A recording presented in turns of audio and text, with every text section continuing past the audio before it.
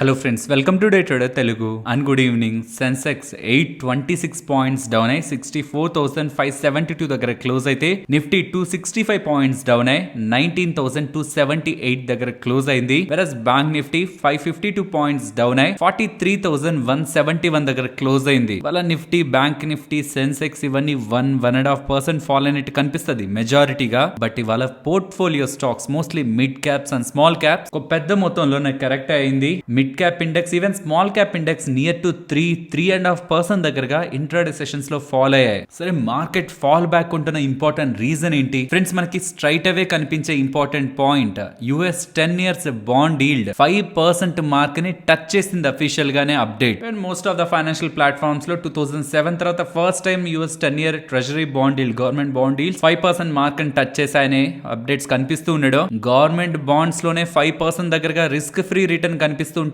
Equity markets లో ఎందుకు డబ్బులు పెట్టాలని, ఈక్విటీ మార్కెట్స్ నుంచి బాండ్ మార్కెట్ లోకి మనీ షిఫ్ట్ అవుతుందని ఫైనాన్షియల్ ప్లాట్ఫామ్స్ లో మనకి డేటా కనిపిస్తూ ఉంటుంది. బట్ అన్నిటికంటే మెయిన్ ఇంపార్టెంట్ థీమ్ గ్లోబల్ గా ఈ ఇజ్రాయెల్ అలాగే గాజా రిలేటెడ్ గా జరుగుతున్న కాన్ఫ్లిక్ట్. నేను ఈ ఇష్యూ స్టార్ట్ అయినప్పుడు కూడా ఇదే చెప్పాను. మనం ఎప్పటి వరకైతే గాజా అండ్ పాలస్తీనా వాళ్ళకి సంబంధించిన హమాస్ వీళ్ళ పేర్లే వింటూ వస్తామో అప్పటి వరకు ఎటువంటి ఇష్యూ కూడా ఉండదు. కానీ ఈ వీకెండ్ నుంచి మీరు గమనిస్తూ వస్తే మీరు కొత్త కొత్త పేర్లు వీటి రిలేటెడ్ గా వింటూ వచ్చుంటారు.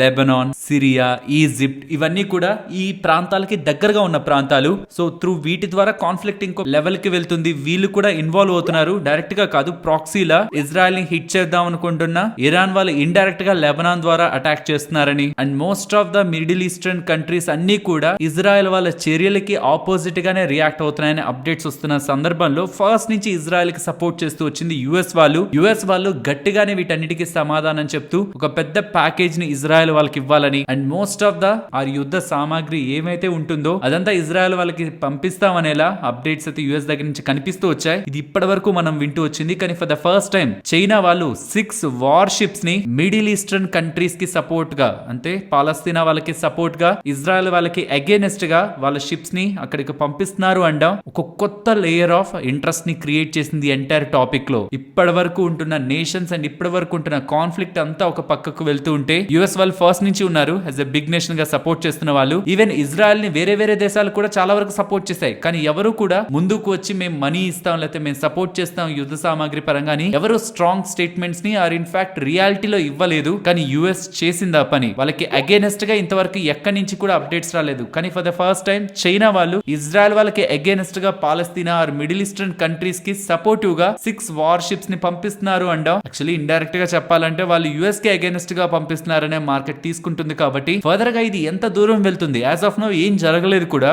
చైనా వాళ్ళు మేము పంపిస్తున్నాం అంటున్నారు, యుఎస్ వాళ్ళు మేము సపోర్ట్ చేస్తామంటున్నారు. ఇండైరెక్ట్ గా ఆపోజిట్ గా ఇజ్రాయెల్ వెనక యుఎస్ఏ వాళ్ళు అండ్ పాలస్తీనా వెనక most of the middle eastern countries and వాళ్ళని సపోర్ట్ చేస్తున్న చైనా వాళ్ళు. ఇది ప్రెసెంట్ ఉంటున్న పిక్చర్. ఎక్కడ ఏది బిగ్ థింగ్ జరగలేదు ఇప్పటికీ. కొంత అటాక్స్ సివియర్ గా అవుతున్నాయి పాలస్తీనా పైన. ఇజ్రాయెల్ వాళ్ళు కొంత ఎక్కువగానే అటాక్స్ చేస్తున్నారు. ఎక్కువ శాతం అక్కడ డ్యామేజ్ జరుగుతుంది. ఇది ఆపాలనేలా మోస్ట్ ఆఫ్ ద నేషన్స్ చెప్తున్నా అక్కడ కాన్ఫ్లిక్ట్ ఆగలేదు. అండ్ పెద్ద పెద్ద దేశాలు మధ్యలోకి వచ్చి కూడా ఒక బిగ్ థింగ్ అయితే స్టార్ట్ అవ్వలేదు. కానీ ఎంటైర్ సినారియోలో ఇలా పెద్ద పెద్ద నేషన్స్ పేర్లు వినిపించడం ఒక ఎత్తు, అండ్ వాళ్ళ సైడ్ నుంచి ఇలా పెద్ద మొత్తంలో మిలిటరీ పరంగా వార్షిప్స్ నే మేము పంపిస్తున్నాం అని చెప్పడం, చైనా పరంగా కానీ యుఎస్ పరంగా కానీ ప్రాక్సీ వార్లా ఇది మారుతుందా? లైక్ ఆ ఇద్దరు పేరు చెప్పుకొని పెద్ద పెద్ద దేశాలు తలపడే ప్రయత్నం చేస్తున్నాయనే మార్కెట్ లో ఉంటున్న question mark. Most of the financial platforms లో వీటి రిలేటెడ్ గా డిస్కషన్స్ అండ్ వీటి ఇంపాక్ట్ ఎలా ఉంటుందనేలా అనాలిసిస్ కనిపిస్తూ ఉండడం స్టాక్ మార్కెట్ రిలేటెడ్ గా ఇంపాక్ట్ అయితే క్రియేట్ చేసింది. అండ్ పర్టికులర్ గా ఇవాల్టి మార్కెట్ సెకండ్ హాఫ్ లో ఫాలో అవడానికి మెయిన్ రీజన్ కూడా అదే. రేపటి మన మార్కెట్స్ కి హాలిడే, దసరా కారణంగా. సో ఈ ఓవర్ నైట్ లో కానీ రేపటి రోజు కానీ ఏదైనా జరుగుతుందా, ఏదైనా సడన్ గా ఏదైనా సర్ప్రైజ్ వస్తుందా? ఈ అన్సర్టనిటీ, జియో పొలిటికల్ కాన్ఫ్లిక్ట్ కారణంగా మార్కెట్స్ క్లోజ్ అయినప్పుడు ఎందుకు పొజిషన్స్ ఆర్ ఈ రీసెంట్ టైమ్స్ లో ఎవరైనా పెద్ద పొజిషన్స్ ని క్యారీ చేస్తున్నా వాళ్ళ పొజిషన్స్ ని ఎగ్జిట్ అయ్యే ప్రయత్నం, పర్టికులర్ గా బులిష్ పొజిషన్స్ ని స్టాక్స్ పరంగా ఇండెక్స్ పరంగా ఎగ్జిట్ అయ్యే ప్రయత్నం ఎఫ్ఐఎస్ దగ్గర నుంచి కనిపించుండొచ్చు. ఇప్పుడు చైనా వాళ్ళు పంపిస్తున్నారు అనుకున్నాం. ఇంకా రష్యా రిలేటెడ్ గా మనకేం big things or big updates ఏం రాలేదు. ఇఫ్ వాళ్ళు కూడా చైనా వాళ్ళకి యాడ్ అయ్యి యుఎస్ కి అగేనెస్ట్ గా ప్రాక్సీ వార్ లో పాల్గొనాలని ప్రయత్నిస్తే మెల్లగా ఇక నేషన్స్ అన్ని బిల్డ్ అవుతూ ఇజ్రాయెల్ పైన హెజ్బోల్లా వాళ్ళు ఈ ఇరాన్ రిలేటెడ్ గా ఉంటున్న వాళ్ళు అటాక్ కానీ స్టార్ట్ చేస్తే ఇజ్రాయెల్ వాళ్ళు కూడా స్ట్రాంగ్ స్టేట్మెంట్స్ చేస్తున్నారు. వన్స్ మా మీద కానీ ఇరాన్ వాళ్ళు బ్యాక్ చేస్తున్న ఏజెన్సీస్ యాక్ట్ చేస్తే మేము కూడా డైరెక్ట్ గా ఇరాన్ వాళ్ళ మీద అటాక్ చేయడానికి రెడీగా ఉన్నామని ఇజ్రాయెల్ దగ్గర నుంచి కూడా స్టేట్మెంట్స్ కనిపిస్తున్నాయి. కాబట్టి ఈ entire conflict as of now ఇప్పటి వరకు ఎంత వరకు అయితే రైజ్ అయిందో అక్కడి నుంచి ఫర్దర్ గా రైజ్ అవ్వకపోతున్నా మార్కెట్ అప్కమింగ్ టైమ్స్ లో ఈ మొత్తం ఈవెంట్ రిలేటెడ్ గా ఏదైతే నెగిటివ్ గా రియాక్ట్ అయిందో ఆ మొత్తాన్ని కూడా రికవర్ చేసుకోగలదు. లేదు ఇది ఫర్దర్ గా కంటిన్యూ అవుతూ ఇది నిజంగా ప్రాక్సీ వార్ లా మారితే మాత్రం పెద్ద పెద్ద నేషన్స్ ఇన్వాల్వ్ అయ్యి వాళ్ళు వార్ చేస్తే మాత్రం అది ఫర్దర్ గా గ్లోబల్ గా ఉంటున్న ఇన్ఫ్లేషన్ పైన అండ్ ఎకానమీస్ పైన ఇంపాక్ట్ ని చూపిస్తుంది. కాబట్టి అది స్టాక్ మార్కెట్ పైన ఖచ్చితంగా నెగిటివ్ ఇంపాక్ట్ ని అయితే చూపిస్తుంది. బట్ పాస్ట్ లో ఉంటున్న డేటా వార్ సందర్భాల్లో మార్కెట్స్ ఒకవేళ నెగిటివ్ గా రియాక్ట్ అయినా సర్టైన్ మంత్స్ పీరియడ్ అది క్విక్ గా ఇమీడియట్ గా వీక్ బేసిస్ లో మారిపోదు. బట్ సర్టైన్ మంత్స్ తర్వాత అంత క్విక్ గానే మళ్ళీ రివర్సల్ అయిన సందర్భాలు కూడా ఉన్నాయి. కాబట్టి ఇప్పుడు ఏదైతే మార్కెట్ లో ఫాల్ మనకి కనిపిస్తుందో beat US dollar bond yields కారణంగా కానీ అది వార్ కారణంగా కానీ ఏదైనా కానీ కనిపిస్తుందో అది కేవలం గ్లోబల్ గా ఉంటున్న అన్సర్టనిటీ మాత్రమే. ఇండియన్ డొమెస్టిక్ మార్కెట్ స్ట్రాంగ్ గా ఉంది. ఇన్ఫ్లేషన్ ఎక్స్పెక్టెడ్ కంటే బెటర్ గా కూల్ ఆఫ్ అయింది. ట్యాక్స్ కలెక్షన్స్ పర్టికులర్ గా జిఎస్టీ కలెక్షన్స్ ఆల్ టైమ్ హైలో నడుస్తున్నాయి. And financial results banks NBFCs expectations ని బీట్ చేస్తూ స్ట్రాంగ్ నెంబర్స్ ని పోస్ట్ చేస్తున్నాయి. And most of the sectors ఇతర సెక్టర్స్ అన్ని కూడా ఆటో యాక్సెలరీస్ కానీ అండ్ అదర్ సెక్టర్స్ అన్ని కూడా మోస్ట్లీ ఈ రోజు మెటల్స్ ఎక్కువగా ఫాలో అయింటాయి. బికాస్ చైనా రిలేటెడ్ గా real estate or property data కొంత వీక్ గా వచ్చింది. అది కాక గ్లోబల్ గా ఉంటున్న ఫ్యాక్టర్స్ కాక డొమెస్టిక్ గా ఉంటున్న బిజినెస్ నే మాట్లాడుకుంటే రీసెంట్ టైమ్స్ లో మోస్ట్ ఆఫ్ ద కంపెనీస్ అన్ని కూడా మంచి నెంబర్స్ ని పోస్ట్ చేస్తున్నాయి. కాబట్టి పర్టికులర్ గా ఇండియన్ ఈక్విటీస్ గ్లోబల్ ఈక్విటీస్ కంటే ఒకవేళ ర్యాలీలో పార్టిసిపేట్ చేయాలనుకుంటే మాత్రం ఇండియన్ ఈక్విటీస్ క్విక్ గా రికవర్ అవడానికి కూడా ఛాన్స్ ఉంటుంది. కాబట్టి గ్లోబల్ గా వస్తున్న ఈ కాన్ఫ్లిక్ట్ ఇండియన్ మార్కెట్స్ లో ఇన్వెస్ట్మెంట్ చేద్దామని మిస్ అయిన వాళ్ళకి డెఫినెట్లీ ఒక ఆపర్చునిటీ లా ఉంటుంది. బట్ ఆ ఆపర్చునిటీని ఎక్కడ ఫైండ్ అవుట్ చేస్తున్నాం అనేది చాలా ఇంపార్టెంట్. బికాస్ ఇక్కడ నుంచి కొద్ది డేస్ బ్యాక్ కూడా multiple times small cap stocks కొంటున్నారా అలర్ట్ ఇది కరెక్ట్ టైం కాదని, మిడ్ క్యాప్ స్టాక్స్ లో అండ్ స్మాల్ క్యాప్ స్టాక్స్ లో బై చేస్తున్న వాళ్ళు ఇది ఖచ్చితంగా గుర్తుంచుకోవాలని mid and small cap stocks related గా మల్టిపుల్ టైమ్స్ అలర్ట్స్ అని మన ఛానల్లో మెన్షన్ చేశాను. లార్జ్ క్యాప్ స్పేస్ లోనే వాల్యుయేషన్ కంఫర్ట్ ఉంది. Small and mid cap space లో సెలెక్టివ్ ప్లేయర్స్ లో తప్పించి వాల్యుయేషన్ కంఫర్ట్ లేదన్న విషయాన్ని గుర్తుంచుకుంటూ మీరు చేయాలనుకుంటున్న స్టడీ ఆర్ అనాలిసిస్ మీకు 200% కాన్ఫిడెంట్ ఉంటే మిడ్ అండ్ స్మాల్ క్యాప్స్ లో కూడా చేయొచ్చు. ఈ పాయింట్ లో కూడా స్టాక్ సెలెక్టివ్ గా లేదనుకుంటే లార్జ్ క్యాప్ స్పేస్ లో ఉంటున్న ప్లేయర్స్ ని ఈ ఫాల్ రిలేటెడ్ గా ఉంటున్న ఆపర్చునిటీలో ఇఫ్ మీరు యాడ్ చేయాలనుకుంటే ఈ లార్జ్ క్యాప్ స్పేస్ ని ఎక్కువ ఫోకస్ చేయడం బెటర్ అనేది పర్సనల్ గా నా ఒపీనియన్. అంతేకాని పోర్ట్ఫోలియోలో ఉన్న స్టాక్స్ ని ఎగ్జిట్ అవ్వాలనే ప్రయత్నం మాత్రం ఇలాంటి పాయింట్ లో మార్కెట్ ఫాలో అవుతూ గ్లోబల్ గా ఎప్పుడు ఈవెంట్ క్లియర్ అయిపోతుందో అన్సర్టనిటీతో ఉన్న ఇలాంటి సిచ్యువేషన్స్ లో మాత్రం మార్కెట్ ని టైం చేయాలని ప్రయత్నించొద్దు. బికాస్ ఎంత ఫాస్ట్ గా అయితే మనకి నెగిటివ్ గా కనిపిస్తుంటుందో ఈవెంట్ అంతే ఫాస్ట్ గా మళ్ళీ న్యూట్రల్ టు పాజిటివ్ కూడా రావడానికి ఛాన్స్ ఉంటుంది. కాబట్టి ఈ ఈవెంట్స్ మొత్తంలో కూడా క్వాలిటీ స్టాక్స్ మనకి ఏమైనా మంచి ఆపర్చునిటీలు దొరుకుతున్నాయా లేదా అన్నది మాత్రమే మనం ఫోకస్ చేయాలి. అవుట్ ఆఫ్ దట్ మనం ఇంకేం థింక్ చేసినా మన టైం అండ్ అన్నెసరీగా మనీని మనం మార్కెట్ లో కోల్పోవడానికి ఎక్కువ శాతం ఛాన్సెస్ ఉంటాయి. And coming to market price action, personally నేను ఇవాళ క్లోజింగ్ ని 19,400 బిలో నేను ఎక్స్పెక్ట్ చేయలేదు. 19,400 అబోనే మార్కెట్ ఉంటుంది అనుకున్నాను. బట్ సెకండ్ హాఫ్ లో ఈ 3 క్యాండిల్స్ ఏదైతే 15-minute క్యాండిల్ ఈచ్ క్యాండిల్ ఉందో ఇది completely out of surprise. Maybe risk aversion కోసం మార్కెట్స్ క్లోజ్ అయింటాయి. కాబట్టి ఆ డే లో ఏదైనా జరుగుతుందేమో అని ముందుగానే సెల్ ఆఫ్ చేస్తున్నారా, అది నిజంగానే ఏదైనా గ్లోబల్ గా పొలిటికల్ అన్సర్టనిటీ డెవలప్ అవబోతుంది. ఇది ఏంటనేది నెక్స్ట్ 24 to 48 అవర్స్ లో మనకు అర్థమవుతుంది. అండ్ ఇలా వస్తున్న ఫాల్ ఒక ఇంపార్టెంట్ రేంజ్ కి నిఫ్టీని తీసుకొచ్చింది. మీరు గమనిస్తే ఆల్మోస్ట్ జూలై నుంచి కూడా ఈ జోన్ దగ్గరకు వచ్చి మల్టిపుల్ టైమ్స్ మార్కెట్ అయితే రియాక్ట్ అయింది. అండ్ ఇన్ఫాక్ట్ ఈ ప్రైస్ యాక్షన్ మీరు గమనిస్తే హై లో another higher high and higher లో అండ్ ఈసారి వస్తున్న హై యాక్చువల్లీ ఇక్కడ నుంచి హయ్యర్ హై కే వెళ్ళుండాలి. యాక్చువల్ గా ఈ గ్లోబల్ గా ఉంటున్న పొలిటికల్ కాన్ఫ్లిక్ట్ మనకి రైజ్ అవ్వకపోయింటే ఇన్ఫాక్ట్ ఇలా పెరుగుతున్నప్పుడు కూడా మనకి బాండ్ డీల్స్ పెరుగుతూనే ఉన్నాయి. బాండ్ డీల్స్ ఒకటే రీజన్ అయితే మనకి ర్యాలీ కూడా కనిపించుండకూడదు. ఈసారి ఇంకొక హయ్యర్ హై ఫామ్ అయిండాలి. బట్ ఈ గాజా అలాగే ఇజ్రాయెల్ రిలేటెడ్ గా ఉంటున్న కాన్ఫ్లిక్ట్ అండ్ ఈ బాండ్ డీల్స్ గ్లోబల్ గా ఉంటున్న bond deals and even gold price కూడా పెరుగుతుందంటేనే గ్లోబల్ గా ఒక బిగ్ అన్సర్టనిటీని మార్కెట్ ఎక్స్పెక్ట్ చేస్తుందనే. అండ్ ఈవెన్ ఇక్కడ నుంచి కొన్ని డేస్ బ్యాక్ కూడా యుఎస్ విక్స్ అమాంతం పెరిగింది. సో సంథింగ్ నెగిటివ్ ని మార్కెట్ ఎక్స్పెక్ట్ చేస్తుంది, ప్రిడిక్ట్ చేస్తుంది. మేబీ వార్ రిలేటెడ్ గానే ఉండొచ్చు. దీని కారణంగా ఇవాళ అగైన్ మనకి మార్కెట్ లో ఫాల్ కనిపించింది. కాబట్టి మల్టిపుల్ టైమ్ సపోర్ట్ తీసుకున్న ఈ రేంజ్ 19,220 to 250 30 పాయింట్ రేంజ్ లో ఇంకా చెప్పాలంటే 200 బిలో బ్రేక్ అయితే మార్కెట్ ఇప్పటి వరకు ఎప్పుడు క్లోజ్ అవ్వలేదు. అండ్ ఎగ్జాక్ట్ గా ఆ పాయింట్ కి నియర్ గా ఉన్నాం. కాబట్టి కన్ఫర్మేషన్ వచ్చిన తర్వాత ఈ జోన్ బిలో క్లోజ్ అయిన తర్వాత ఫర్దర్ షార్ట్స్ బిల్డ్ చేసుకోవడం అనేది లాజిక్ అవుతుంది. ఎల్స్ ప్రీవియస్ గా ఇక్కడికి వచ్చిన ప్రతిసారి ఒక బిగ్ బౌన్స్ మనకి మార్కెట్ లో కనిపించింది. కాబట్టి వెరీ ఇంపార్టెంట్ సపోర్ట్ జోన్ దగ్గర మనం ఉన్నాం అనేది గమనించాలి. అండ్ ఇక్కడ 2 పాసిబిలిటీస్ ఉన్నాయి. ఇప్పటి వరకు ఎప్పుడు జరిగింది 19,200 బిలో బ్రేక్ అయి మార్కెట్ క్లోజ్ అవడమా, ఇది ఇంకా మార్కెట్ లో సెల్ ఆఫ్ ని ఇంటెన్సిఫై చేస్తుంది. ఎల్స్ రేపు కాక తర్వాత ట్రేడింగ్ సెషన్ లో మనకు ఒక మంచి గ్యాప్ అప్ అవుతూ అగైన్ 19,400 అబో వచ్చి మార్కెట్ క్లోజ్ అవడమా. సో దట్ అగైన్ మళ్ళీ 19,400 to 19,800 ఇన్ బిట్వీన్ మనకి రేంజ్ ఉండడానికి ఛాన్స్ ఛాన్స్ ఉంటుంది. సో ఈ కన్ఫర్మేషన్ వచ్చిన తర్వాతే ఫర్దర్ గా మనకి మార్కెట్ రిలేటెడ్ గా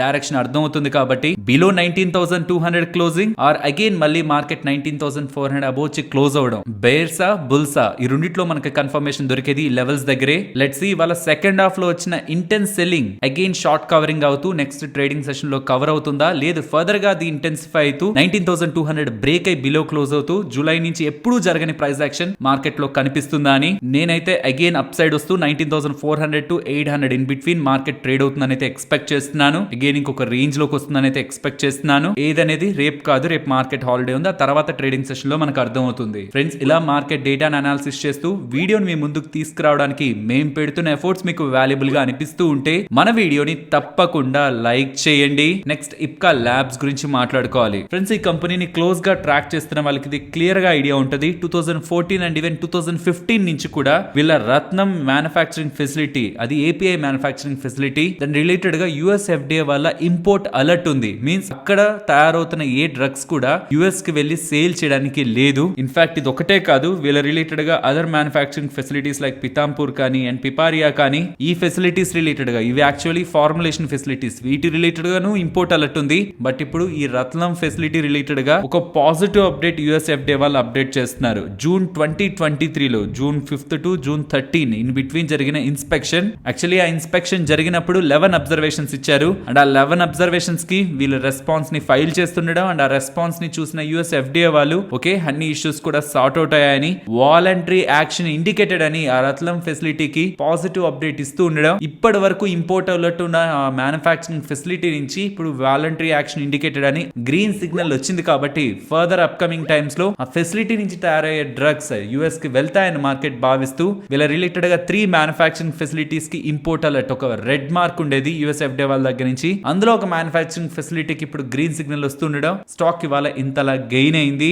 అండ్ నెక్స్ట్ బిఎస్సి గురించి మాట్లాడుకోవాలి. ఫ్రెండ్స్, సిరీస్ ఆఫ్ అప్డేట్స్ ని కనెక్ట్ చేస్తూ నేను మీకు ఈ అప్డేట్ ని చెప్పాలనుకుంటున్నాను. పాజిటివ్ టోన్ తోనే ఉంటుంది న్యూస్ అప్డేట్. బట్ మీరంతా గుర్తుంచుకోవాల్సింది, ప్రీవియస్ గా కూడా మల్టిపుల్ టైమ్స్ డిస్క్లోజర్ ని ఇచ్చాను అండ్ అగైన్ డిస్క్లోజర్ ని ఇస్తున్నాను. బిఎస్సి లో మేము ఇన్వెస్ట్ చేసాం, ఇప్పుడు కాదు, ఈవెన్ రీసెంట్ మంత్స్ లో కూడా కాదు, చాలా అంటే చాలా టైం బ్యాక్ ఇన్వెస్ట్మెంట్ చేసాం. అండ్ ఛానల్లో ఇవాళ కాదు, మేము ఎప్పుడైతే స్టాక్ రిలేటెడ్ గా బజ్ క్రియేట్ అవుతుందని మేము అనుకున్నామో ఆ టైంలోనే ఈ న్యూ స్టాక్ ని ఫోకస్ చేస్తున్నానని 4 months బ్యాక్ చేసిన న్యూస్ వీడియోలో నేను మీకు క్లియర్ గా ఎక్స్ప్లెయిన్ చేశాను ఎందుకు నేను ఫోకస్ చేస్తున్నానని. ఆ టైంలో నియర్లీ స్టాక్ 600 రూపీస్ దగ్గర ఉంది. అగైన్ మేము చెప్పాం పెరిగింది, ఇప్పుడు ఇంత రిటర్న్స్ వచ్చాయి అని మేము గ్రేట్ అని చెప్పాలని కాదు ఇప్పుడు నేను ఇదంతా చెప్తున్నది. స్టాక్ రిలేటెడ్ గా నేను ప్రీవియస్ గా మల్టిపుల్ టైమ్స్ మాట్లాడాను అండ్ కాన్ఫ్లిక్ట్ ఆఫ్ ఇంట్రెస్ట్ కూడా ఉంది. మేము ఆల్రెడీ ఇన్వెస్ట్ చేసాం ఈ స్టాక్ లో. అండ్ కేవలం మేము ఇన్వెస్ట్ చేసి ఆపేయలేదు, ఇన్వెస్ట్ చేసిన తర్వాత కూడా ఎప్పుడైతే స్టాక్ లో ఒక మొమెంటం క్రియేట్ అవుతుందని మేము అనుకున్నామో, ఈవెన్ అలా మొమెంటం క్రియేట్ అవుతుంది అనుకున్న దానికి మెయిన్ రీజన్ చాలా టైం బ్యాక్ కూడా వీళ్ళు ఆప్షన్స్ ని FNO రన్ చేసేవాళ్ళు. కానీ కొత్తగా ఈ కంపెనీ బాధ్యతల్ని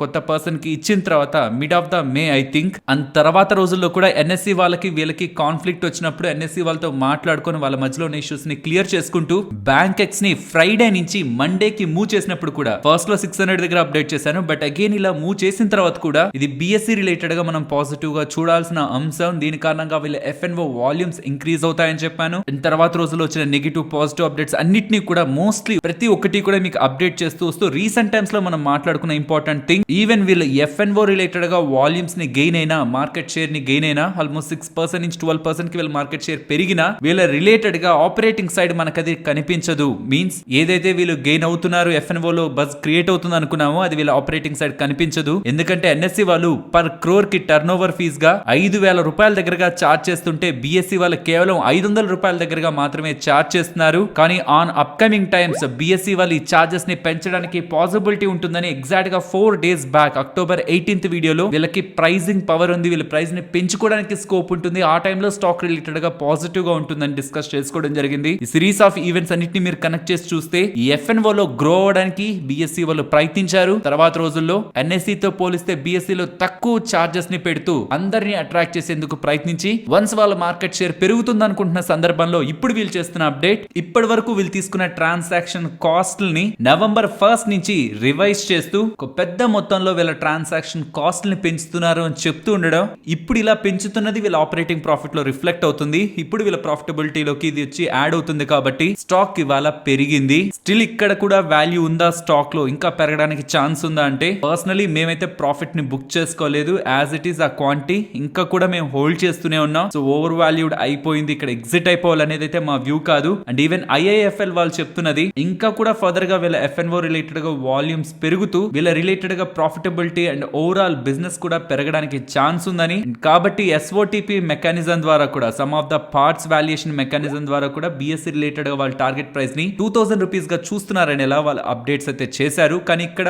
ఒక గ్రేట్ వాల్యూ అయితే స్టాక్ లో మిగల్లేదు. లైక్ ఇది ఒక బెస్ట్ వాల్యూ బై అనే ఒక జోన్ అయితే ఇది కాదు. ఎప్పుడైతే బజ్ క్రియేట్ అయిందో వీళ్ళు bank X and Sensex exactly almost 4.5 months back ఎప్పుడైతే ఈ బజ్ క్రియేట్ అయిందో అది మంచి థీమ్. సో స్ట్రాంగ్లీ సజెస్ట్ ఈ వీడియో రికార్డింగ్ నేను ఒకసారి మీ కామెంట్ సెక్షన్ డిస్క్రిప్షన్ లో ఇస్తాను. సో ఆ టైంలో స్టాక్ 600 రూపీస్ దగ్గరగా ఉన్నప్పుడు మనం ఈ స్టాక్ రిలేటెడ్ గా ఏం మాట్లాడుకున్నాం, ఎందుకు ఆ స్టాక్ ని అక్కడి నుంచి పెరుగుతుందని నేను చెప్పాను, నేను అనుకున్నాను పర్సనల్ గా నా వ్యూ ఏంటి ఆ టైంలో అన్నది ఒక్కసారి వినడానికి ప్రయత్నించండి. సో దట్ ఏదైనా స్టాక్ ఆ పాయింట్ ఆఫ్ టైం కి మార్కెట్ ఇంకా రికగ్నైజ్ చేయకపోయిన టైంలో ఏ ఫ్యాక్టర్స్ ని మనం కన్సిడరేషన్ లోకి తీసుకొని స్టాక్స్ ని అబ్జర్వ్ చేయొచ్చు అన్నది మనకి అర్థం అవుతుంది. లింక్ మీకు డిస్క్రిప్షన్ అండ్ కామెంట్ సెక్షన్ లో ఇస్తున్నాను. ఫ్రెండ్స్, ఇలా న్యూస్ అప్డేట్స్ ని అనాలిసిస్ చేస్తూ మీ ముందుకి కంటెంట్ తీసుకురావడానికి మేం పెడుతున్న ఎఫర్ట్స్ మీకు వాల్యుబుల్ గా అనిపిస్తూ ఉంటే మన వీడియోని తప్పకుండా లైక్ చేయండి. లోరస్ ల్యాబ్స్ గురించి మాట్లాడుకోవాలి. ఇవాళ స్టాక్ రిలేటెడ్ ఒక బిగ్ ఫాల్ కనిపించింది. దీని బ్యాక్ ఉంటున్న అప్డేట్స్ గురించి మాట్లాడుకుందాం. ప్రీవియస్ గా మార్కెట్ ఉంటున్న టైంలోనే వీళ్ళు నెంబర్స్ ని పోస్ట్ చేశారు. నెంబర్స్ వీక్ గానే ఉన్నాయి. బట్ ప్రీవియస్ టైమ్స్ నుంచి ఆల్మోస్ట్ ఇది ఒక 5th కన్సిక్యూటివ్ క్వార్టర్ అవుతుంది. మీన్స్ లాస్ట్ 4 quarters కూడా వాళ్ళు వీక్ నెంబర్స్ ని పోస్ట్ చేశారు. ఈసారి 5th టైం కూడా వీక్ నెంబర్స్ ని post చేస్తుండడం.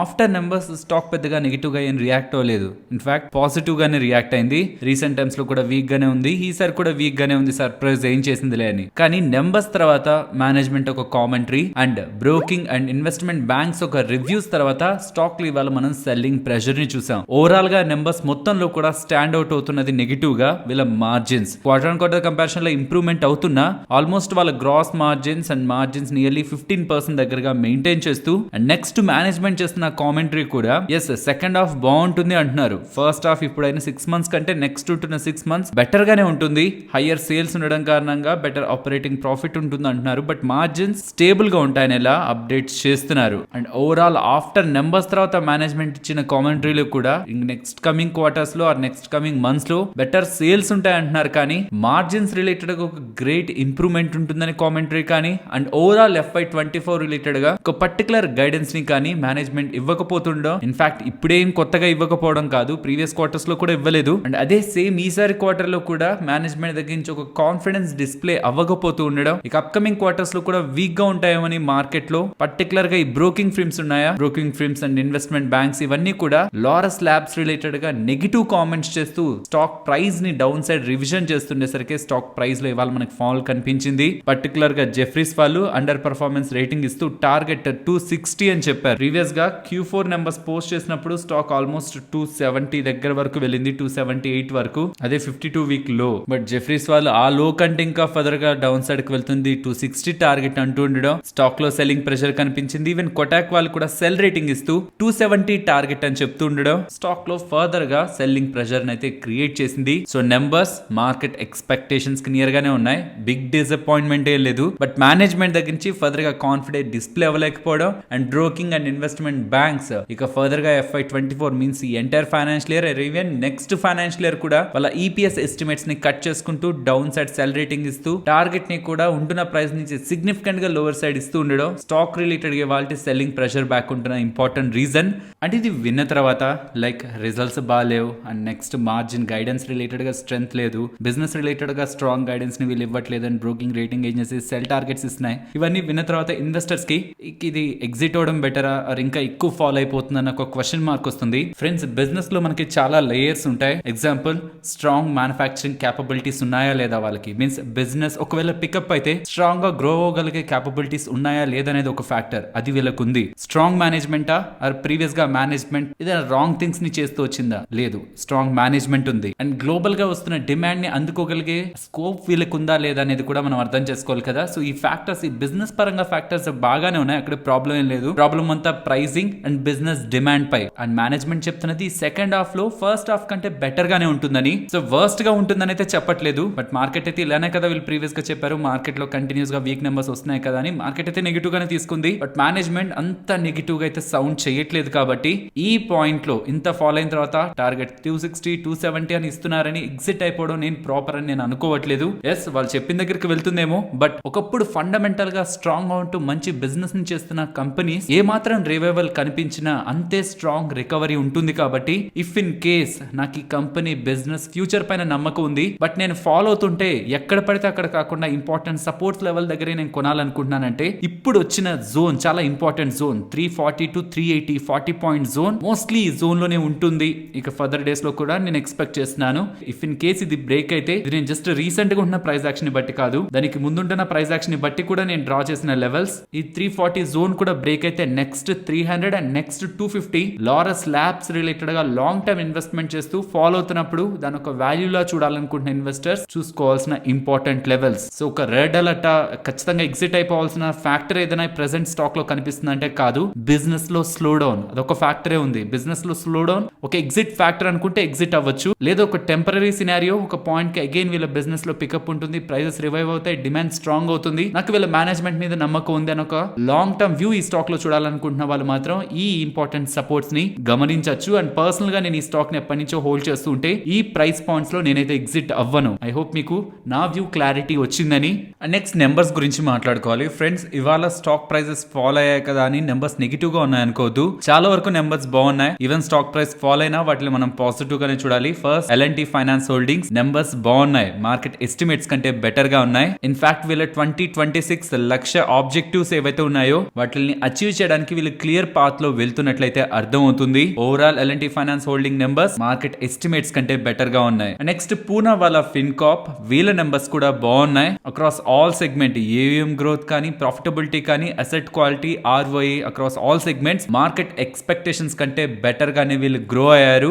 Next Kotak Mahindra bank గురించి మాట్లాడుకోవాలి. అక్రాస్ ఆల్ సెగ్మెంట్స్ వీళ్ళ నెంబర్స్ కూడా బెస్ట్ గానే ఉన్నాయి. ఎస్, కొన్ని సెగ్మెంట్స్ లో నెగిటివ్ ఉంటున్నా మోస్ట్ ఆఫ్ ద నెంబర్స్ ని కంబైన్ చేసి చూసినప్పుడు వీళ్ళు మంచి నెంబర్స్ ని డెలివర్ చేశారు. వీళ్ళ మెయిన్ నెంబర్స్ మీకు స్క్రీన్ పైన ఉంటాయి. వీటితో పాటు వీళ్ళ లోన్ గ్రోత్ 6 క్వార్టర్స్ బెస్ట్ లో కనిపిస్తుంది. అండ్ డిపాజిట్స్ రిలేటెడ్ గా కూడా 20 క్వార్టర్ బెస్ట్ నెంబర్స్ ని వీళ్ళు పోస్ట్ చేశారు. వెరాజ్ on week side net interest margin almost 25 basis points దగ్గరగా డిక్లైన్ అయింది. అండ్ స్లిపేజ్ రేషియో కూడా కొంత ఎలివేటెడ్ గా కనిపిస్తుంది. Operating profit and quarter comparison decline అవుతూ 5 క్వార్టర్ లోలో ఉంది. వీటన్నిటిని మనం కంబైన్ చేసి చూస్తున్నా Kotak Mahindra bank numbers better గా ఉన్నాయి. And even Kotak Mahindra bank related గా అనదర్ బిగ్ అప్డేట్, ఈ బ్యాంక్ ని స్టార్టింగ్ నుంచి లీడ్ చేస్తూ వచ్చిన ఉదయ్ కోటాక్ గారి తర్వాత ఇంకొక పర్సన్, ఒక కొత్త పర్సన్ ఈ కోటాక్ బ్యాంక్ ని లీడ్ చేస్తున్న పర్సన్ మోస్ట్లీ బ్యాంక్ నుంచే ఉంటారు అనుకున్నారు, కానీ అవుట్ సైడ్ ఒక పర్సన్ ఇప్పుడు వస్తున్నారు, Ashok Vaswani. Out side person అని ఎందుకు స్ట్రెస్ చేసి చెప్తున్నానంటే ఒక బ్యాంక్ ఆర్ ఒక కంపెనీకి ఒక గ్రోత్ స్టోరీ ఉంటది. అండ్ ఆ గ్రోత్ స్టోరీకి వాళ్ళు ఫాలో అయిన స్ట్రాటజీస్ ఉంటాయి. అవుట్ సైడ్ నుంచి వస్తున్న పర్సన్ కి మోస్ట్లీ వాటి రిలేటెడ్ గా సరైన అవగాహన ఉండదు. సో తన ఓన్ వ్యూలో ఆర్ ఓన్ స్టైల్లో ఆ కంపెనీని ఆ బ్యాంక్ ని గ్రో చేసే ప్రయత్నం చేస్తూ ఉంటారు చాలా వరకు. And most of the banks related గా అయితే ఇంటర్నల్ గా ఉన్న పర్సన్ ని CEO గా తీసుకుంటూ ఉంటారు. బట్ ఇప్పుడు కొత్తగా CA అశోక్ వాస్వాని గారిని CEO ఆఫ్ కోటాక్ బ్యాంక్ గా నియమిస్తూ ఉండడం both positive and even question marks కూడా వస్తున్నాయి. పాజిటివ్ బికాస్ ఆఫ్ తన ఎక్స్పీరియన్స్, పాస్ట్ ఎక్స్పీరియన్స్ గ్లోబల్ గా ఉంటున్న బ్యాంకింగ్ గ్రూప్స్ లో, బార్క్లేస్ లో కానీ సిటీ గ్రూప్ లో కానీ తనకు ఒక వాస్ట్ ఎక్స్పీరియన్స్ ఉంది. అది తీసుకొచ్చి కోటాక్ బ్యాంక్ ని గ్రో చేసే దానికి ప్రయత్నిస్తారు. అండ్ మార్కెట్ కుంటున్న క్వశ్చన్ మార్క్స్, ఇప్పటి వరకు కోటాక్ మహీంద్ర బ్యాంక్ ఏ వాల్యూస్ అయితే గ్రోత్ వచ్చిందో ఆర్ ఏ స్ట్రాటజీస్ అయితే గ్రోత్ వచ్చిందో అది తను ఫర్దర్ గా కంటిన్యూ చేస్తారా, ఆర్ తన గ్లోబల్ బ్యాంకింగ్ నాలెడ్జ్ ని యూజ్ చేసి ఒక కొత్త రూపంలో కోటాక్ మహీంద్ర బ్యాంక్ ని గ్రో చేయాలని ప్రయత్నిస్తారా? ఇవి మార్కెట్ లో ఉంటున్న క్వశ్చన్ మార్క్స్. అండ్ తన కొత్త CEO బాధ్యతల్ని January 1st 2024 నుంచి తీసుకోబోతున్నట్లు అప్డేట్స్ అయితే కనిపిస్తున్నాయి. అండ్ తన రిలేటెడ్ గా ఉన్న ఇంపార్టెంట్ ఇన్ఫర్మేషన్ మొత్తం కూడా మీకు స్క్రీన్ పైన కనిపిస్తుంది. నెక్స్ట్ ఎస్ బ్యాంక్ నెంబర్స్ ఇక్కడ కూడా డిసప్పాయింట్ చేస్తూ వీక్ నెంబర్స్ ఏం రాలేదు. ఇవి కూడా మార్కెట్ ఎస్టిమేట్స్ కి నియర్ గానే నెంబర్స్ ఉన్నాయి. Coming to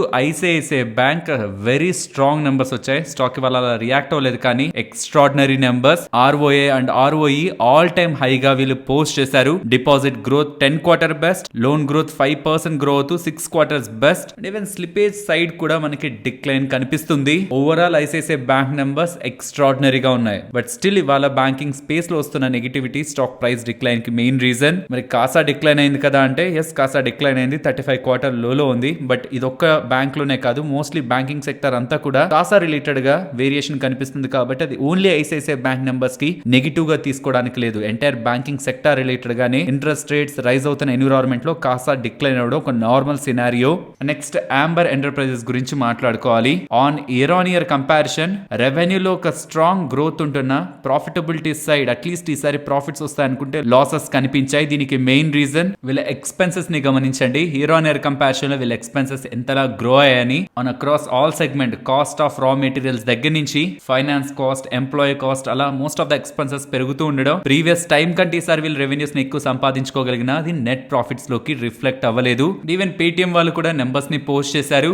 and combining all data, వీళ్ళ ఎంటైర్ రిజల్ట్స్ డేటాని కంబైన్ చేసి చూస్తున్నప్పుడు వీళ్ళ నెంబర్స్ కూడా బెటర్ దాన్ ఎస్టిమేట్స్ ఏ ఉన్నాయి. On quarter and year on year comparison రెండిట్లో మనం కంపేర్ చేస్తున్నా వీళ్ళ ఓవరాల్ బిజినెస్ సెగ్మెంట్ డిసప్పాయింట్ చేయలేదు. బట్ స్టిల్ స్టాక్ ఇవాళ డౌన్ అయింది. Overall most of the numbers recent times లో మార్కెట్ లో చూసిన most of the numbers positive side ఉంటున్నాయి. ఫైనాన్షియల్ సైడ్ ఫ్యాక్ట్ ఇవాళ మాట్లాడుకున్న నెంబర్స్ కూడా ఏవి డిసప్పాయింట్ చేసిన నెంబర్స్ కాదు. బట్ ఇవాళ ఓవరాల్ మార్కెట్ లో వస్తున్న సెల్ ఆఫ్ ఫైనాన్షియల్ స్పేస్ లో వస్తున్న సెల్ ఆఫ్ కి మెయిన్ రీజన్, కానీ వాళ్ళ నెంబర్స్ ఆర్ వాళ్ళ Q2 పర్ఫార్మెన్స్ కాదు. నెక్స్ట్ నిఫ్టీ అలాగే bank Nifty support and resistance. Nifty ఇవాళ బ్రేక్ చేసినవైతే మోస్ట్ ఆఫ్ ద సపోర్ట్స్ అన్ని కూడా బ్రేక్ చేసింది. అండ్ ప్రీవియస్ గా మనం డైలీ చార్ట్ ని చూస్తూ మాట్లాడుకున్నాం కదా, చాలా ఇంపార్టెంట్ సపోర్ట్ రేంజ్ దగ్గర అయితే నిఫ్టీ ఉంది. లెట్స్ సీ ఈ జోన్ కూడా 19,200 జోన్ కూడా బ్రేక్ అయ్యి బిలో క్లోజ్ అవుతుందా లేదా అని. As of now 19,240 important support, Kanchi top side కి వస్తుంటే 19,360 important resistance. And bank Nifty ఇవాళ తీసుకున్న సపోర్ట్ 43,060 అరౌండ్, అదే ఇంపార్టెంట్ సపోర్ట్. ఇఫ్ అది బ్రేక్ అయితే 42,890 అండ్ అబోవ్ వస్తున్నప్పుడు 43,370. అండ్ నిఫ్టీ రేంజ్ మనం ఇప్పటి వరకు చూస్తున్న రేంజ్ లో 19,300 లోయర్ సైడ్ ఉండేది. బట్ ఇవాళ అది బ్రేక్ అయి క్లోజ్ అయింది బిలో. బట్ నేనైతే ఆ రేంజ్ కి అగైన్ వస్తుంది అనుకుంటున్నాను, 19,400 అబోవ్ వస్తుంది అనుకుంటున్నాను. బట్ ఎప్పుడు కూడా ఒక లెవెల్ బిలో బ్రేక్ అయి క్లోజ్ అయినప్పుడు ఆ ఫర్దర్ ఆప్షన్ క్యారీ చేయడం కరెక్ట్ కాదు. కాబట్టి 19,000 to 19,700 ఈ 700 పాయింట్ రేంజ్ ని మార్కెట్ లో గమనించే ప్రయత్నం చేస్తాను. బట్ ఎప్పుడైతే మార్కెట్ అగైన్ 19,440 అబోవ్ క్లోజ్ అవుతుందో అగైన్ నేను ఈ రేంజ్ ని చేంజ్ చేసుకోవడానికి ప్రయత్నిస్తాను. As of now over selling కారణంగానే ఈ లెవెల్స్ లో క్లోజ్ అయ్యామని అనుకుంటున్నాను. అగైన్ 400 అబోవ్ మార్కెట్ వచ్చినప్పుడు మళ్ళీ 19,300 to 19,800 రేంజ్ కి అయితే షిఫ్ట్ అవుతాను. బట్ టిల్ దెన్ 19,000 to 19,700 ఈ 700 పాయింట్ రేంజ్ ని నిఫ్టీ పరంగా గమనిస్తున్నాను. చూడాల్సిన important point 19,440 again market range లోనే ఉంటుంది. అగైన్ మార్కెట్ అప్ సైడ్ కి వెళ్తున్న ఒక స్మాల్ కన్ఫర్మేషన్ మనకు రావాలన్నా ఇక్కడ నుంచి అబోవ్ వెళ్తూ 19,440 అబోవ్ మార్కెట్ డైలీ క్లోజింగ్ ని చూపించాలి. లేదు ఇక్కడ నుంచి ఫర్దర్ గా ఇంకా ఎక్కువ ఫాల్ ఉంటుందని మార్కెట్ మనకి చెప్పాలనుకున్నా 19,200 below market daily candle closing చూపించాలి. ఏ సైడ్ క్లోజ్ అవుతుంది అనే దాన్ని బట్టే ఫర్దర్ ఇంటెన్సిటీ ఉంటుంది. కాబట్టి ఈ లెవెల్స్ ని ట్రేడర్స్ కీన్ గా గమనించాలి. మరొక ఇంట్రెస్టింగ్ వీడియోతో మళ్ళీ మీ ముందుకు వస్తాను. అంతవరకు టేక్ కేర్, జై హింద్.